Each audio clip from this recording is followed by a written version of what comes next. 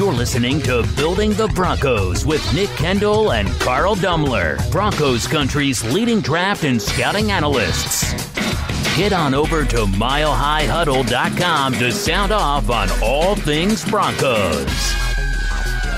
Hello there, Broncos country, and it is once again time for another episode of Building the Broncos. I'm your host, Carl Dumler, and with me, as always, I have my co-host and good friend, Mr. Nick Kendell. Nick, how are you doing this evening?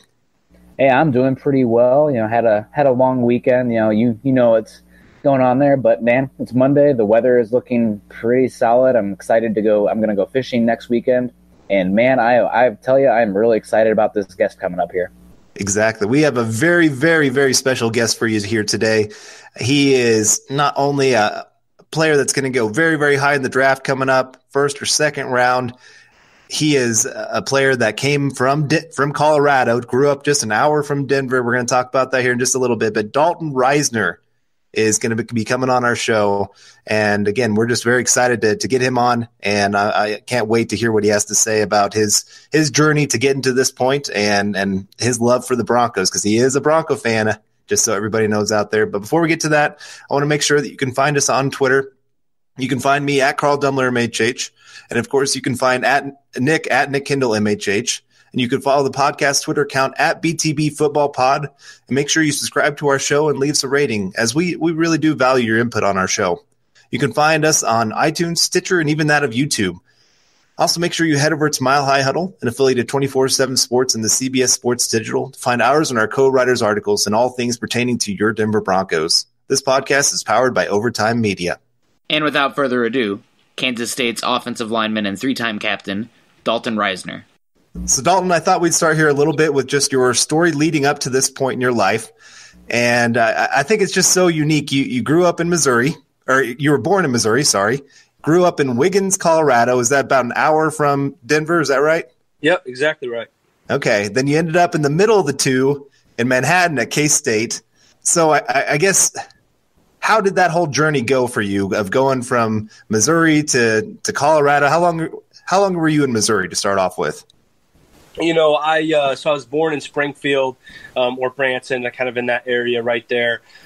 And then I moved to Colorado whenever I was about, 3 or 4 years old. We actually lived in Denver for a little bit and then moved to Wiggins when I was 5. So I don't remember anything in Missouri. A couple of my brothers were born there as well as Kentucky. And then my last brother was born in Denver. So from what I can remember of my life, it all started in Wiggins, Colorado, around 5-6 years old. I have a few memories from Denver, but that's where I can remember, man. That's where kind of everything started for me. Okay, and now Wiggins, it's about 1,000 people. Is that right? Yeah, right about 1,000, maybe like 1,200 now that I've left. I think it might have gotten a little bit bigger, but yeah, right around 1,000. Okay, that's the size of the town I'm living in right now. So did you grow up playing 8-man or 11-man? So in Colorado, I don't know how they do it in Kansas, but they go based off of the kids in your school.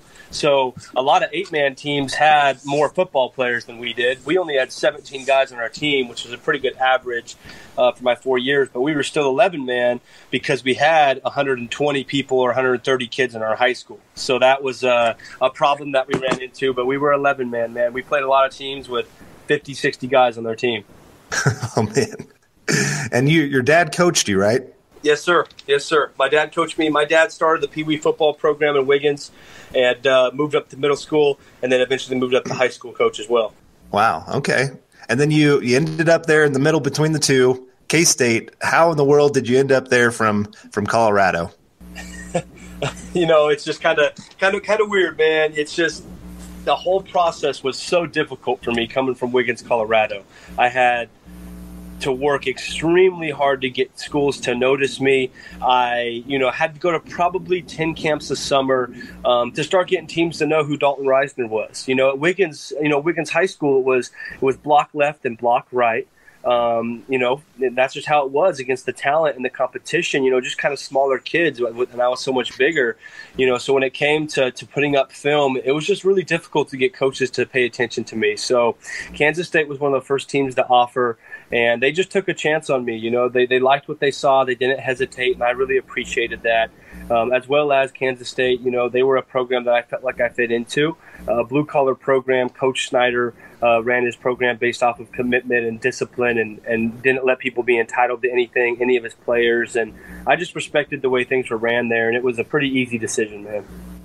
Okay. Well, before we get completely into your whole time there at K-State, because I really want to ask you a lot about it, because, I mean, like I said, I went to Manhattan for college, loved my time there, was there for 6 years, would move back in a heartbeat kind of thing because I love that town.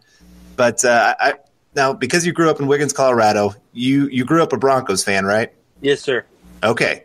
So you just skyrocketed up every Broncos board pretty much possible. But no, you were already very, very high on all of our boards for sure for this upcoming draft. But did you ever go to any games? Yeah, I went to a lot of games, man. You know, I was a loyal fan through the Jake Plummer days. I was a loyal fan through the Kyle Orton days. You know, I've watched Bronco football, man. I'm not just saying I do. You know, I watched them boys. And in my household growing up, Terrell Davis and Shannon Sharp and John Elway and Kubiak, those were the guys. Those are people that my grandparents and my parents loved. And the Denver Broncos, the Denver Broncos, the Denver Donkeys, you know, those were that was the team. That was the team to pay attention to. You know, the old orange helmets with the, you know, donkey/horse looking thing. You know, I've seen it. I've seen it all, man. So I went to plenty of games, and I remember as a kid, you know, looking at that stadium and seeing the NFL players and telling myself that I was going to be there someday, man. Who was your favorite player during that period? You know, growing up, going to the games there. Yeah, I mean, obviously you're a little bit younger for the John Elway days. I feel like one of the first football games I remember is Super Bowl 32, but I definitely remember the Jake Plummer, Kyle Orton, Jay Cutler years. So I'm curious, you know, going to the games, who you kind of grew up watching and really enjoying their play. Yeah, man, I've watched a lot of guys. I don't know if you guys remember a guy named Orlando Franklin. Oh, absolutely. I watched Orlando Franklin play a lot of football. Tim Tebow was kind of towards the end of my high school career. I watched a lot of Tim Tebow. Joel Dreesen, he's a Fort Morgan, Colorado kid, very close to Wiggins. I loved watching Joel Dreesen play ball. So many of the guys, man. I loved watching the Denver Broncos play. Those three guys are probably, you know, three of the names that stuck out that I enjoyed watching probably the most. Yeah, for sure. I remember, I think it was that 2011 draft in the second round when the Broncos had I believe the second overall pick that year. That's the same draft as Von Miller, and they're able to walk out with Orlando Franklin, from right tackle from Miami. So, hey, maybe that's something we can follow along here going forward. Yeah, it's so special, man. You know, just the other day, you know, I heard I heard Orlando Franklin. He was on a radio cast in Colorado, and he was talking about me and my play, and it was just so surreal to hear someone that I grew up watching talk about me and why I might bring something good to the table, and definitely some pretty cool moments throughout this process, man. Yeah, and you've definitely earned it your whole process. So, you know, I'll let Carl take back over. But, man, it's been fun to follow you and hoping for nothing but the best. And unless you end up in Kansas City, then I'll cheer for you, you know, 14 games of the year. Or Oakland. Then you're dead to us. Yeah. Yeah. But, no, so now getting back to you decided to go to attend Kansas State, and you have a degree in communications. Is that right? Yes, sir. And a minor and a couple minors in leadership and coaching and broadcasting. Okay, which, I mean, that fits well because you were a 3-time captain there at K-State. And we'll get into that in just a second. But you started off there playing center. Now, was that kind of your main position heading into college that you thought that's where you're going to stick? Yeah, that's where I played my whole life, man. Ever since I was 6 years old, I've been a center, and that was my position. So, you know, going into Kansas State, you know, my coach always told me that he believed that I was going to play across the board, but he needed me to play center my first year, and that's exactly what ended up happening for me, man. So I was definitely new to the tackle position when I got kicked out there, but it was a position my team needed me to play, and I was happy to do it. So was that change happen because of injury? Was that the main reason, or what happened there? We had two seniors that were starting tackles for 3 years, both graduate. We brought in some junior college guys. We had a guy that was going to be a redshirt freshman that could play center, and the JUCO guys didn't pan out. So my coach decided that, hey, instead of having a weak spot at tackle, we might as well move Dalton out to tackle and then have this freshman play center and be stronger that way. And that's exactly what we did. And, he just told me late July, we're getting ready to play Stanford. Solomon Thomas, 5th overall pick in the draft that year. We're third, actually. What's up? I believe he was third. Yeah, okay, third. Yeah, so third, right? So even higher. There you go. You're even more. They said, Coach said, hey, Dalton, I need you to be a tackle, and I want to see how you do in practice today. And he moved me out there, and, man, I was just competing. And he told me right then and there, all right, you're tackle this year. And it's been uphill ever since, man. So what was the most difficult part of that transition then from center to tackle? It's just a whole different game. You're dealing with whole different types of athletes. Obviously, guys are more athletic on the edge and probably going to be a little bit taller and a little bit faster with their hands and their feet, and also going to be really, really strong. So this different technique. You're more of an island. You don't have as much help. Inside you're dealing with big, strong guys that have a lot more power, and they're on you right away. Not as much separation, but you also have more help with your guards. And outside, it's more of a finesse game in terms of making sure you beat guys. And on the inside, it's more of a power game. So it's just a whole different game. And it was a big step for me, but I feel like I did a pretty good job at it. Definitely, man. Like I said, we've loved watching you, and we were really, really cheering for you to become a Bronco because you'd be a great fit for that offensive line. I mean, especially that versatility to play center, guard, tackle, a little bit of everything. It fits well with what the Broncos are looking forward to. But I guess now with making that change, who's maybe the most difficult guy that you faced at that right tackle position? I'd have to give it to Montez Sweat this year from Mississippi State. I went against him at the Senior Bowl as well. He's a great football player. He's every bit of 6'7". I think he might have 34, 35-inch arms. He's extremely long. He ran a 4.40, if I remember right, at the combine. He's a freak athlete, and I don't know if that goes for his run blocking. I mean, his run defense game. But when it came to his pass rush and his speed off the edge, he was one of the better players I went against. Yeah, that was a heck of a game watching you go up against Sweat and also Jeffrey Simmons from the inside. I'm an Iowa Hawkeye follower, so I definitely watched that game getting into that, and that's a legitimate top 3 pass rush in the entire college football landscape, probably. Yeah, well, I appreciate that, man. Thank you. Now, you'd mentioned earlier about being the team captain, going for leadership in college and all those kind of things. You were a 3-time team captain. What has that title meant to you being there at K-State? It means more to me than any other title I've got, any other award I've got, anything. Being a 3-year captain and joining a group of 5 guys at K-State to do that, that's huge for me. Our players vote that. When I got that as a sophomore, I had 23-year-olds voting for me as a 19-year-old to be their captain. That meant a lot to me, man. So that title right there, that carries more weight than anything else here at Kansas State for me. That's great, man. I know that's something the Broncos really look into players. Last year, I think, what was it? I think every single player was a team captain on their roster. And so I know that they're probably looking for that again, of just getting those guys that they know are going to be leaders in the locker room and really fitting in well, that they can help other guys and want to be there and work hard and all those kind of things. And it's easy to see. I mean, in your game, man, All-American this past year, and it was definitely earned. And you mentioned earlier about Bill Snyder kind of setting that kind of tone. I mean, that man is everything to that town there in Manhattan. I mean, they got a highway named after him, for goodness sake. But what was it like being coached by him, a legend there in college football? Yeah, well, I appreciate the respect towards Coach, man. I just had lunch with him the other day, sat down with him for a couple hours, and playing for Coach Snyder, I got to credit a lot of the leadership awards and stuff like that to him, and just making me constantly feel uncomfortable and pushing me outside of my comfort zone. Coach never told me that it was enough. He never told me I was doing a good job. He constantly made me want to work harder and harder, and that meant a lot to me. I tell people that Coach was the best life coach I ever had. And I could have ever wished for in college football, just because, the way he demanded you to respect yourselves, to respect women, to respect people around you, the way he wanted the commitment and discipline and respect within his football program, the way he treated people despite how busy he was, had a huge impact on me. And I could go on and on about how he impacted me in my life, but not all coaches value that stuff. A lot of coaches value wins and losses, and that's it. But Coach valued a lot of other things, and that's what I truly appreciate. Well, he definitely did come from that Hayden Fry coaching tree. at the University of Iowa. So I just got to throw that out there. That's on brand for the podcast, but keep it going. No, I met Coach Snyder a couple times, and he was definitely a man that I respected his character. I respected his way of just living his life. And I remember I had a friend came back they were doing caroling in town, and they said that they stopped by Snyder's house, and all of a sudden, next thing you know, Coach Snyder is inviting the entire group in to have hot chocolate with he and his wife.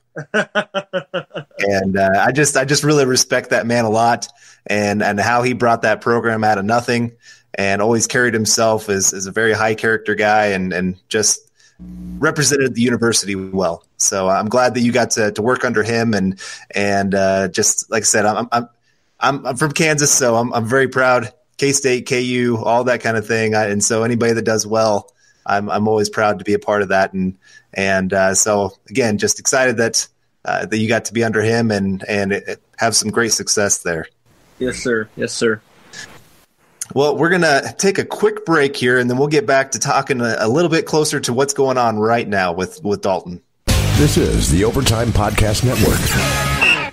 All right, so getting back to our podcast here, what have you been really doing here this off season? What did you have kind of a plan going into this of how you were going to handle this entire process of getting ready for the NFL? It's tough, especially a Bill Snyder ran program. He wants you to be focused on the season, and that's what you got to do. You got to focus on ball. So as soon as my season was over, agents were reaching out to me for the past 2 years, and I had my dad vet that process. And as soon as the season was over, I had to go about finding an agent and finding someone that I believed and trusted in and that had my best interest. And, I did that and signed that, and then got set up to go train out in, California with an offensive line coach that I valued a ton and a training facility that I was excited about. And went and did that, and I had a nutritionist and agent make sure I had a vehicle and somewhere to stay. And that process was pretty crazy, just so quick. After the season was over, just up and getting out of here. And then after that, I was going to Senior Bowl and the NFL Combine, and then straight from Combine to Pro Day. And then I've had a ton of teams here in Manhattan working me out. I've actually flown out to see a lot of teams as well. So it's just been a whirlwind of a process. But in this process, if it's a whirlwind, that's good. That means that teams are interested. So I've been very, very thankful for that and been enjoying the process as much as I can. I was thinking about the combine because you hear about how exhausting that is for players. I mean, it's just a whirlwind of a few days and very little sleep. You're being rushed from one place to the next, and then you're expected to go and be a part of some of the biggest interviews of your life. I guess what was that experience like for you? Extremely stressful. I don't think the combine was that grueling. It might have been pretty mentally grueling just because you had to wake up early and get drug tested and spend a couple hours in MRI tubes and get poked and prodded and then interview. And it was a grind, but it was a blessing for me. I was so thankful I got to be a part of that grind. But I won't lie, you're constantly busy, you're constantly on the run, and you're constantly being evaluated. And not only at the combine, but throughout the whole process. I've said that this has been a 4-month log job interview, and I hold true to that because that's exactly what it's been. Did you have any unexpected questions or moments during all those interviews? A ton, man. They ask all sorts of stuff. A lot of teams will try to pull up bad tape and see what type of guy you are. Are you going to talk bad about your guard, or are you going to say it's the coach's fault, or are you going to make an excuse, or can you own up to making a mistake? Are you going to be coachable? If they, bring up some situations in your life, are you going to be truthful about what happened? Everything. They want to see the type of kid you are. They want to see your character. They want to know about your family. They want to know about your upbringing, and that's a huge part of this process. They want to know who they're getting, and that was big for me. But one of the weird things was, one of the coaches looked at me and started a stopwatch and looked at me and said, "All right, don't blink." And it was just so quick, and it just happened so quick, and I have no idea why they wanted me not to blink. Thinking back to it, right when I got done, I asked if I could go again, and they let me go again. And I can only think that maybe they wanted to see if someone was going to do it and just brush it off, or if they were going to try to get better from their time. And that's kind of what was going through my mind. But maybe they actually cared how long I could hold my eyes open without blinking. I don't know, but that was definitely one of the stranger things. What was the time? My first time was like literally 30-some seconds, and I didn't like it. I did it again and got like almost 50 seconds. But I know it doesn't sound good, but it's much harder than you think, especially when you're looking at a head coach in his eyes. Are you at privilege to tell us what team that was? If not, I can't, man. I wish I could, but I don't want to get in any trouble. I haven't told anyone thus far. Okay, no, you're totally fine. Who would be the most intimidating person you could think of to do that with? Coaches-wise? Yeah, coaches-wise. I would say that's a great question. Let me think, man. Coach Gruden's kind of got a little bit of crazy ass going on. I don't know how long I could do it, whether it'd be intimidating or I'd start laughing. I was just going to say, out of all the coaches, I'd probably say John Gruden or Andy Reid would probably be the most intimidating for me. Yeah, you'd probably get a little bit of wafting of barbecue and whatnot from. I can't be. I'm not going to reply to that, man. You're a better man than I. I can't speak. It's like Kansas City, man. You know what it's like. Yeah. Oh man, I always just think of that mustache. That just looks like just that perfect caterpillar. The man's always well groomed. He is, man. He is. All right. Well, have you had your official visit with the Broncos? I know there was a schedule to get you in there. Yeah, I did. I did go visit the Broncos. How was that? Did you go to Dove Valley or did they come to you? I went to Dove Valley. So I went to Dove Valley and I got to shake hands with Mr. Elway and sit down with Coach Fangio and Coach Munchak and Coach Cooper and a lot of the coaches there. And I enjoyed every bit of it, man. I got to see the facilities and I was beaming ear to ear the whole day, being a small-town Colorado kid, exploring that facility. Now, did they take you to Elway's for a steak? No, they didn't, man. I ate there at the facility, and it was amazing, amazing food. Okay. Well, that's if you get drafted by him, you're going to have to tell Mr. Elway that he owes you a steak. I got it, man. I'm actually probably going to be eating at Elway's on my draft night. Is that okay? And that was my next question. Is that what your plan is, to go and have your draft night there? Not at Elway's, but I'm going to be in Denver. But I'm going to probably be getting some food from Elway's for the night, which is kind of funny that you mentioned that. But yeah, I'm going to be in Denver. Maybe he can deliver it once he makes the selection. Right? That's the goal, man. That's the goal. So are you nervous for draft night? Are you excited? What's kind of running through your head with that coming up here in 10 days? Is that right? 10 days, man. You know, this is something I've been looking forward to ever since I was 6 years old and thinking about. So this moment is so huge for me. And I feel like I'm doing a good job of controlling the controllable and just realizing that whatever happens is a part of God's plan and just being thankful for every single day that I have down here on earth. And, you know, I know that when it gets to draft night, you can't be on draft night and not be nervous, especially with me. I've seen anywhere from the early, mid first to early second. So it's kind of up in the air as if I'm going to get picked up in the first or early in the second, or who knows how the draft goes. So I'm just going to try to control my nerves, man, but definitely very anxious to find out what happens. Now, have teams been talking to you about playing different positions, or are you getting most of them asking you about right tackle, center? What's kind of going on with that kind of conversation? Every team has had me somewhere different. Every team has a need, and it's been funny because every team's need is where they have me at. So a team might need a right guard or a right tackle or a center or a left guard or a left tackle, and found that every team believes I can play whatever position they need to fill. And then that's been awesome just because of my versatility and something that I believe is going to help me in the long run. Yeah, absolutely. Mike Munchak said it when he first came to Denver that you got to have those guys that got to be able to play multiple positions because things change throughout the season. So having guys that can come in and fill multiple spots that's a necessity in today's game. Yeah. Yes, sir. Yes, sir. I was going to ask you about Coach Munchak. What was it like meeting him? Is there anything kind of unique about him compared to some others? Because, there's a lot of people that regard him as that one of the top 2-3 offensive line coaches there in football. Coach Munchak, I was just going to say, is a legend. He's one of the best offensive line coaches to do it. And just to sit down and talk with him and see some of the technique that he'd have me doing. And one thing that I noticed is just Coach really valued the way I played. At least I thought I came across that way.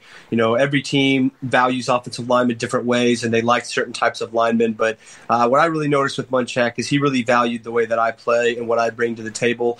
And that made me just really appreciate him. And I just sat down and talked ball with him for 2 hours and just loved it. And he's a pretty intimidating guy, but at the same time, he's a guy that you can get to know, and he's a good man as well. So, I enjoyed him all around. Speaking of getting to know, don't you have previous experience with McChesney? Yes, I worked out with McChesney growing up in high school. Can you tell me a little bit about that experience and what that relationship is today? Yeah, Matt McChesney is an amazing football player and amazing football coach.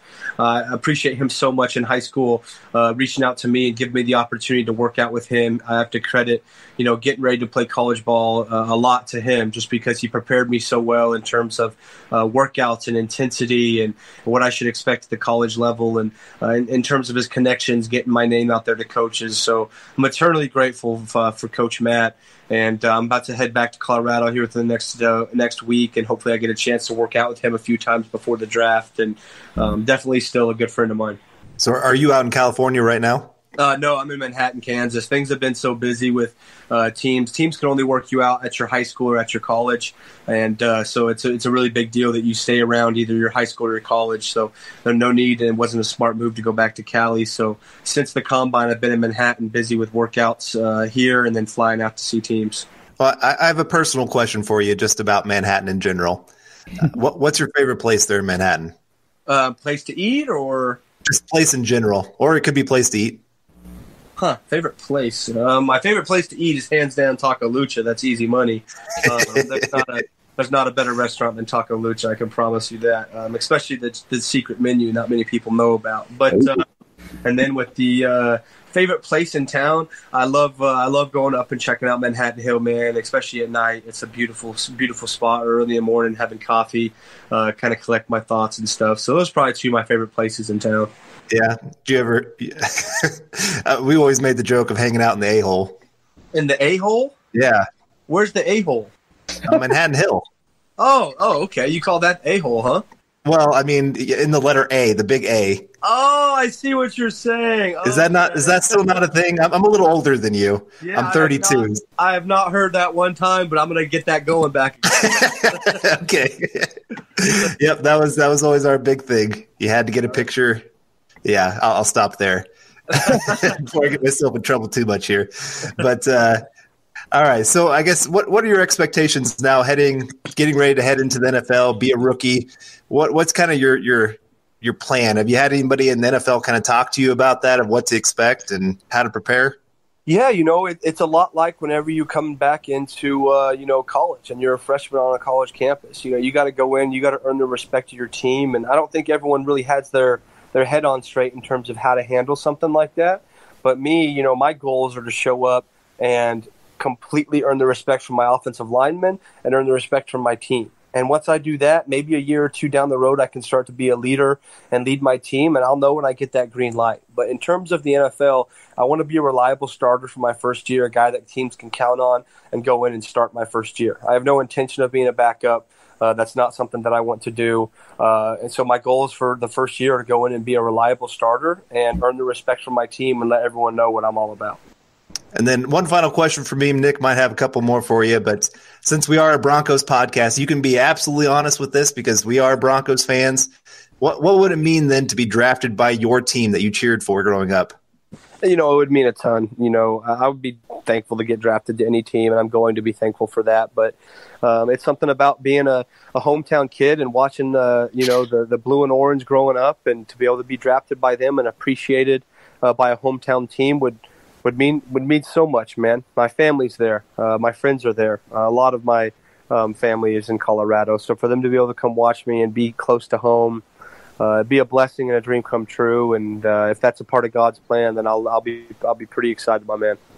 Well, here's what you need to do, because this is how Philip Lindsay got on the team. His mom made him become a Bronco, but you should have your mom contact Elway and say, my son wants to be a Bronco. Go get this kid. Is that what Philip Lindsay's mom did? Yeah, he was debating between a few different teams, and she said the Broncos, of course. What do you mean he was debating between a few teams? He couldn't choose. He was an undrafted rookie. Oh, was he really? Yep. Man, right? Holy cow! I could have sworn with how that dude played, he looked like a top draft prospect. Holy cow! I just saw one of the. They do those redrafts of who performed better if the draft was redone after the first year. Yeah. And I think he went in the first round because he played so well. Wow, that is remarkable, man. Well, if I had the sources to just call up John Elway, I would. But let's be honest, I don't have the resources to do that. We'll put our top people on it. Yeah. Here on the Building the Broncos podcast. We kind of have some pull. No, all right. Make it happen and give me that number, and I'll make the call, boys. But, Nick, do you have any questions for him? Yeah, I did just have a few questions for you, Dalton. You're talking about the versatility of your ability to play multiple positions, but I'm curious about some schematic, preferences for you. If there's some sort of blocking scheme or run concept that you really just, pride yourself on, whether it be, up ISO, maybe a pull, or maybe inside zone, outside zone. What is something that you believe, that's what I love to do? I think I get up to second level great. I'm cool with inside, outside zone. I'm cool with ISO. I'm cool with power. I'm not going to tell you that I'm better at one or the other because I don't know if I am. But what I do tell you guys, I think I do better than a lot of guys, is getting up to second level and getting my hands on linebackers. A lot of times I skip pulled, and it's different between a read pull as a guard and kicking out a defensive end, right? That's usually on power. I'm comfortable doing that, but what I think I'm even better at is skip pulling up to play side linebacker, backside linebackers, or safeties, and getting to the second level and having the athleticism to get on a guy like that and chop my feet and then finish him. That's something I take pride in, and I think I fit a concept like that real well. Yeah, and that's something I noticed a lot on your tape as well, as you definitely take pride in finishing players. And I can tell talking with you, listening to your interviews before, you kind of have that. A lot of guys have to have that, but the on and off switch on the field, and you bring that intensity on the field. What is that kind of like? Is that something that you kind of have to calm yourself down on play to play? If you're looking to bury the guy across from you, or is that something that you just kind of always have had? I was never a hothead, so I never had issues with having to calm myself down. But at an early age, my dad, I'm playing Pee-wee football, and he taught me that it was a job. Some parents might disagree with that, but, I'm playing Pee-wee football, and my dad's telling me that, you're not out there to make friends. You're out there for your job. You go out there and you handle business. My dad wasn't telling me, son, just go out there and do your best, and I'll be proud of you. And listen, that's just how I was raised. I'm thankful for it. My dad said, you go out there and you compete, and you do your job, right? And I went out there, and at an early age, he just taught me that it was a business and it was a switch that you had to do when you played football. And I've just carried that with me the whole way. So every time I touch that field, I'm not there to make friends with anybody. I'm not going to feel bad for you. I'm out there to do my job, and I'm out there to make some money and prove what I'm made of. And that's just kind of the mindset I had, and every time I got a chance to finish someone, I was going to do that. I wanted to let them know, I wanted them to walk off the field limping, not wanting anything to do with me. So just talking about it gets me hyped up. And I've been telling people about it here for a couple months, so I got to make sure that that's what I'm all about when I show up for training camp here in a few months. For sure, and I do have one last question here from our own analyst Eric Trickle, and it reads as follows: Denver signed Juwan James to play right tackle, and that is where previously you've said you do feel the most comfortable. But if Denver doesn't end up selecting you, that means you're probably going to have to play the interior. So between guard and the center, where would you feel most comfortable playing right away? And along those lines, do you think you eventually could also see yourself as a left tackle? Yeah, so I'm completely, aware that they signed Juwan James, and they have Garrett Bowles, previous first-round draft prospect, and then, I know that I would be playing interior for the Broncos if I got drafted to them, and I feel more than comfortable doing that. I did that at Kansas State, and I'm not going to say whether it's be guard or center that I'm more comfortable at because I haven't played them for a while, but I can tell you that I practiced those at Senior Bowl. I practiced those throughout my time at Kansas State while I was playing tackle, and I'm more than comfortable being an interior offensive lineman. I think I fit in well at guard, especially with how much Denver might pull their guards on occasion. So I think that that's a position that I could find a home at. And of course, I do a couple years at interior, and they need help out on the edge, and they bunch me out to left tackle. And, that's what I've been telling people all along is those are positions I'm more than comfortable playing. Well, awesome, Dalton. I'll kick it back to Carl, but thank you very much for coming on, spending the time, and glad we could work this out. Yeah, thank you, man. I appreciate you guys having me, and I know I heard from Brad Weiss about Carl, and I'm all about good people, and you guys seem like great people, man. Yeah, I've enjoyed talking to Brad about you. He has nothing but good things to say about you, man, and his whole family loves you, and they keep texting me or messaging me saying, "Hey, when is Dalton coming on? Because we really want to listen."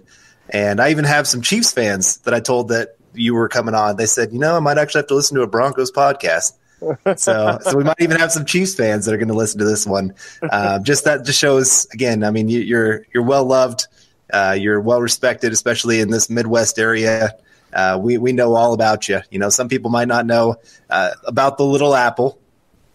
And I mean, when I said I was going to school in Manhattan, when I lived in Miami or Seattle, they all thought, of course, New York. But man, thank you again for coming on and just giving us a little bit of time, because I know this is a crazy moment in your life, and I know Bronco fans will really appreciate this. Yeah, well, I appreciate it, fellas. It was a pleasure, and you guys need anything else, you guys let me know. We will do that. We'll have you on again after the Broncos end up taking you. That's the goal. That's the goal. Well, they better not plan on taking me with their second pick, fellas. Let's just say that. Yeah, for sure. Y'all have a good one. You too, man. All right, well, we're going to take one more quick break, but when we come back, Carl and I are going to talk some Dalton Risner. This is the Overtime Podcast Network. All right, and we're back. And Carl, I got to say, you know, I got to tip the cap to you. You know, that you're definitely the connection here today, able to get Dalton Risner on the show. And, man, I sat back here and listened, and, man, what a kid, right? Like, I guess I have to call him kids now. I'm 27. He's 23. Although, man, he would probably eat me in real life. But, man, he definitely is a well-spoken, intelligent, and has his bearings together. And that's something, like you said about the Broncos, you know, they've been emphasizing captains. And after that, you know, disastrous 2017 draft, which is, I mean, how many people on the roster are still even here? Is it just DeMarcus Walker? Like, seriously, it might just be DeMarcus Walker. And really bad draft class there. Yeah. Really just awesome to hear him talk, and really just an engaging young man. Definitely. And I guess this is maybe a little shout out to K-State and their communications major, because he's well-spoken. He did well with that degree, that's for sure. But no, really good kid. I know he's a hard worker. I know he's very well thought of in the community. He did a ton of things there in Manhattan and in places that he's been, and he would just be a huge asset not only to the Broncos but to the community as well if the Broncos take him. I'm definitely cheering for the kid unless he goes to the Raiders. But beyond that, I think this kid's going to have a great career in the NFL, and teams are really, really going to like him. I can't see how any team that interviews him. I mean, I love that story about the not blinking. Yeah. And him just going, I got to do this again because I got to be better. I mean, that just shows, again, his attitude of it's never enough. I got to do better. Yeah, for sure. And anything else that he said that really stuck out to you? I'll tell you that my main takeaway is that you talked about some place called the A-hole. But yeah. Other than that, anything that stood out to you? I would just say, again, I mean, the kid has worked his tail off his entire career. You know, saying, I'm coming from a town of 1,000. I understand it is hard to get noticed in places like that. And for him to work that hard, to go to camps during the summer, to get his name out there more. I remember that with golf. I was trying to get some college scholarships for golf. And I placed really well at state. I had my name pretty well known from my high school career, all those kind of things. And I went to colleges, and they still kept saying, you got to go to all these summer tournaments, otherwise we're not going to notice you. I even went to a KU golf camp, and I beat all of their college players except for their number one golfer. And they still said, nope, we can't give you a scholarship. And so, again, I understand coming from a place like Wiggins, Colorado, to get where he is today, to be in possibly a first-round pick, man, that just shows, again, just the heart of a warrior there that wants to work hard, wants to be great. Yeah, and I mean, I appreciate the warning shot. You know, he said, if you're waiting until 41 to get me, it's not going to happen. And that's what you want to hear. I'm hoping for 41. Fingers crossed, toes crossed, hairs crossed, eyes crossed, whatever you want to say.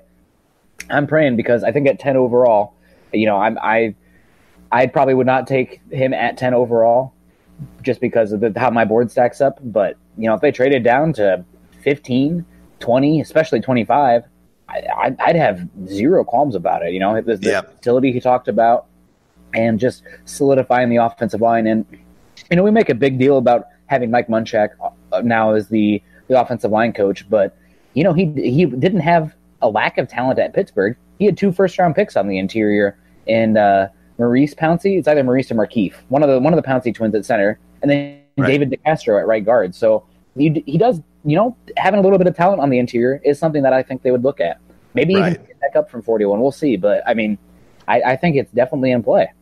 I do too. I think he's very high on the Broncos board from what I understand. They really love this kid, especially, again, I mean, when you have that hometown kid that comes home, they have that support system around him. It leads to a lot of good success.